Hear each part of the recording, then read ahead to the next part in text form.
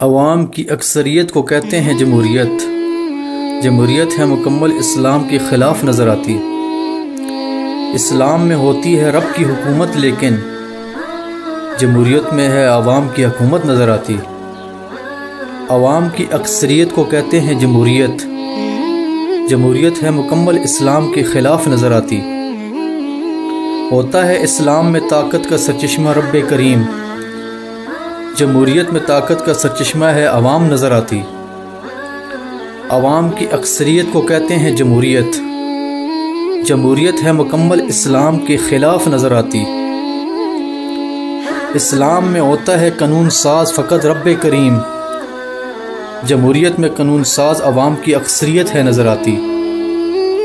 عوام کی اکثریت کو کہتے ہیں جمہوریت۔ جمہوریت ہے مکمل اسلام کے خلاف نظر آتی۔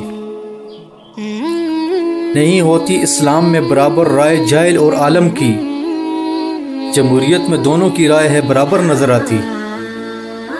عوام کی اکثریت کو کہتے ہیں جمہوریت۔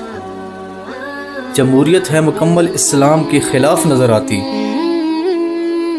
خود کو کسی عہدے کے لیے پیش کرنا حرام ہے اسلام میں، جمہوریت میں خود کو عہدے کے لیے پیش کرنے میں کوئی برائی نظر نہیں آتی۔ عوام کی اکثریت کو کہتے ہیں جمہوریت۔